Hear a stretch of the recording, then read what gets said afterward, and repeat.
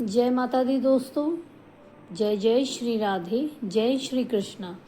भक्तों, आज हम सुनेंगे कार्तिक मास के चौथे अध्याय की कथा, जो भगवान श्री कृष्ण द्वारा गोवर्धन पर्वत की पूजा और इंद्र के अभिमान को चूर करने की है।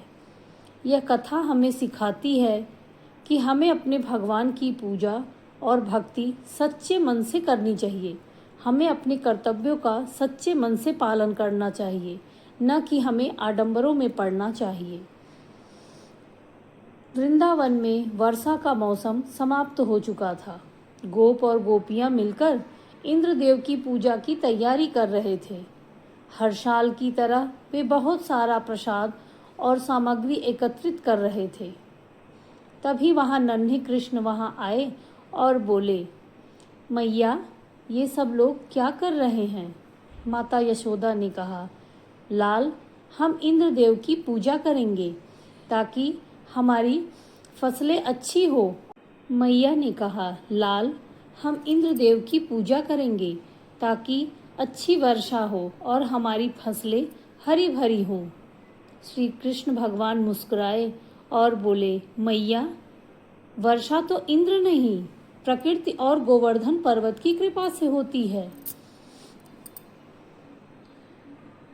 यह गोवर्धन पर्वत ही हमें घास, जल और भोजन देता है।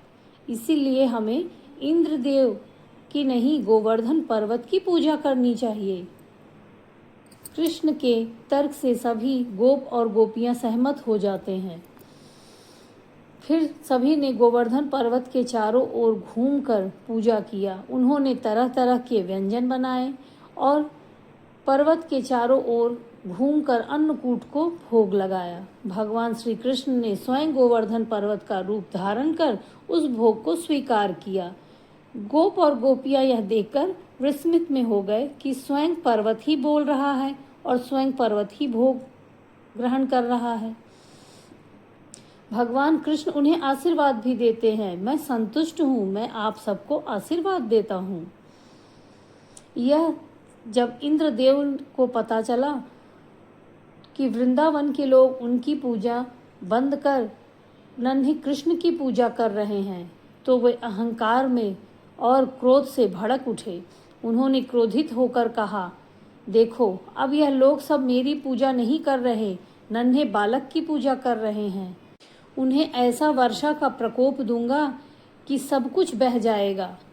फिर इंद्र ने भीषण वर्षा आरंभ कर दी। आकाश में बिजली चमकने लगी, आंधी तूफान और घनघोर वर्षा शुरू हो गई।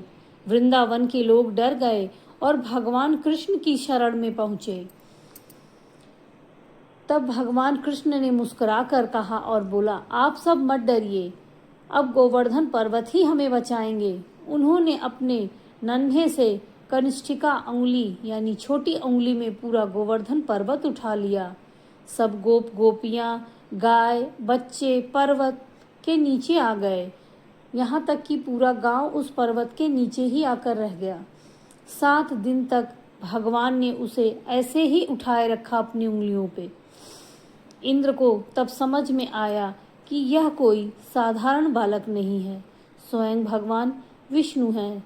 वह तत्काल अपने रथ पर सवार होकर आए और श्री कृष्ण से क्षमा मांगी और बोले, प्रभु, मेरे अहंकार ने मुझे अंधा कर दिया था, आप मुझे क्षमा करें।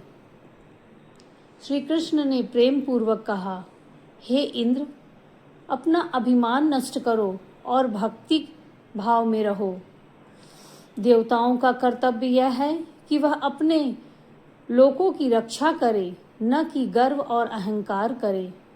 उस दिन से हर वर्ष गोवर्धन पूजा और अन्नकूट मनाया जाता है।